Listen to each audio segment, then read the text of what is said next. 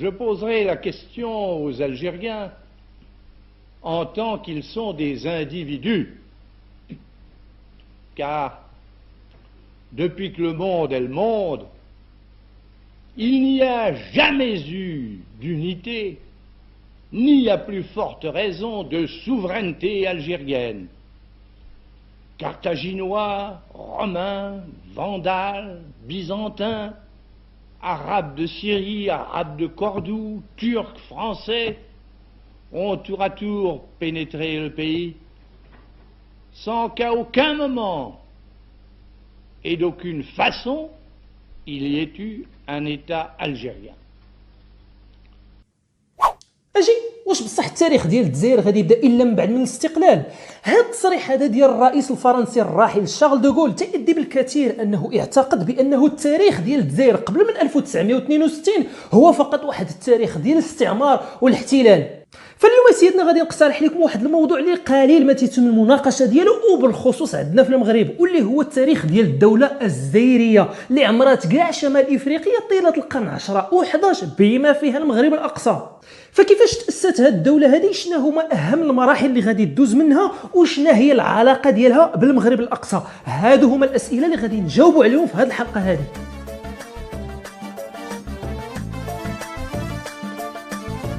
واش على بالك الشريك دروكا المروكي يروح يحكي علينا على الدوله الجزائريه؟ واه تجير.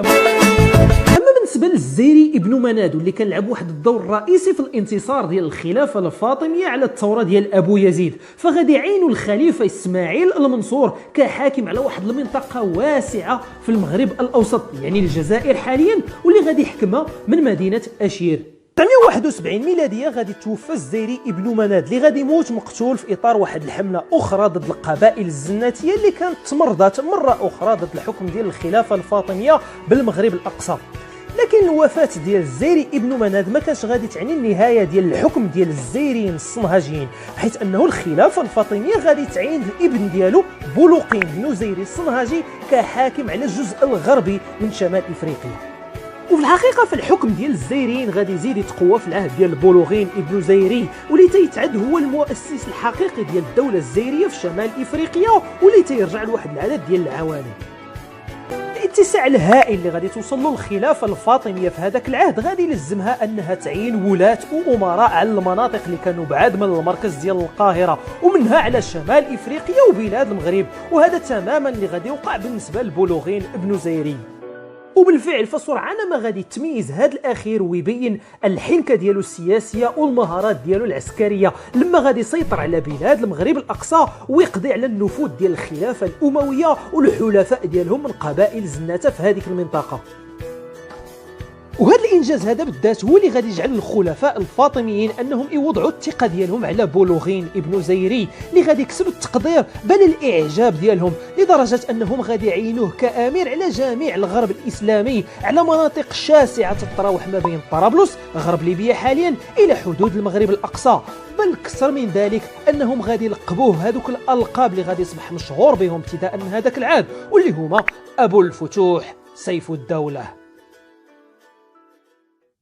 إذا سيدنا بولغين ابن الزيري الصنهاجي عقلوا مزيان على هذه التسمية هذه، لأنه هو من أحد أعظم وأكبر الحكام ليس فقط على مستوى تاريخ الغرب الإسلامي بل حتى على مستوى تاريخ شمال إفريقيا، بحيث أنه هو من الحكام القلائل اللي حكموا جل شمال إفريقيا. وربما أنه الشخصية التاريخية ديالو يمكن لنا نقارنوها مع شخصيات كبرى أخرى أمثال يوسف بن تاشفين ويعقوب المنصور مثلا. لكن كيف ما جرت العاده بالنسبه لكل ما يتعلق بتاريخ الخلافه الفاطميه، واللي تنذكركم كانت متابعه المذهب الشيعي الاسماعيلي، غادي يتم الطمس ديال تاريخ الدوله الجزائريه، الشيء اللي تيفسر الظهور الباهت ديال بولغين بن زيري في كتب التاريخ، واللي تيفسر كذلك انه هو واحد الشخصيه اللي ما معروفاش بزاف لدى المغاربه خارج نطاق الجزائر بطبيعه الحال، وخارج الناس اللي عندهم درايه بالموضوع. غادي تعرف الدولة الزيرية في العهد ديال بولوغين ابن زيري واحد النوع من الاستقرار اللي غادي ينتج عليه واحد الازدهار كبير على جميع المستويات الاقتصادية الفكرية وحتى الحضارية، بحيث انه العديد ديال المدن غادي يعرفوا واحد التطور ملحوظ، امثال مدينة اشير مثلا اللي غادي تصبح هي العاصمة ديال الدولة، وكذلك المدن ديال القيروان وديال تلمسان اللي غادي يعرفوا واحد النهضة الفكرية الأكيدة.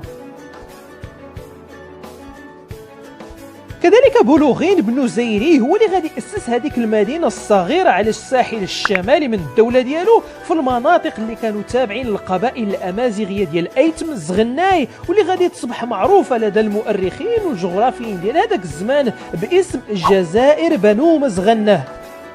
فهاد المدينة الصغيرة ديال الجزائر بنو مزغنه هي اللي غادي تكبر وتطور طيلة القرون اللاحقة وتصبح هذيك المدينة الكبيرة اللي تنعرفوها اليوم باسم الجزائر العاصمة، واللي غادي تعطي الاسم ديالها للبلاد بكامل.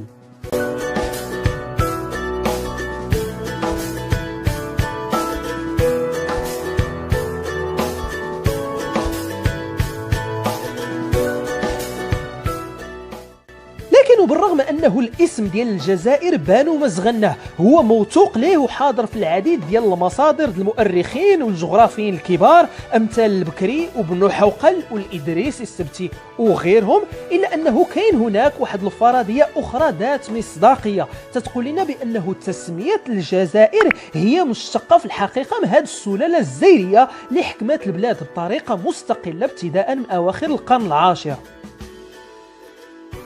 فالأدلة على هذه القضية هذه متعددة، أولها أنه المؤسس الحقيقي والأول ديال المدينة هو بولوغين ابن الزيري، ثانيا أنه ما كاين حتى شي جزيرة ذات أهمية ما عدا بعض الصخرات الصغيرة على الساحل الجزائري، ثالثا وبالرغم أنه بالعربية تتكتب بالجزائر بالجيم إلا أنه الأغلبية الساحقة ديال الناس تتنطقها بالدزاري يعني بالدال والزين. غادي توصل الدولة الزيرية في العهد ديال بولوغين ابن زيري لأقصى التوسع ديالها، بحيث أنه لما غادي توفى في 984 للميلاد فالابن ديالو المنصور اللي غادي يخلفو على الحكم غادي يفقد السيطرة على المغرب الأقصى اللي غادي يرجع تحت الحكم ديال القبائل الزناتية وبالتحديد تحت الحكم ديال القبائل المغراوة. من بعد من العهد ديال المنصور بن بولوغين غادي تنقسم الدولة الزيرية إلى دولتين مستقلتين ومختلفتين، ولو أنها غادي تربطها علاقات ودية على أساس أنهم كانوا بزوج من سلالة زيرية.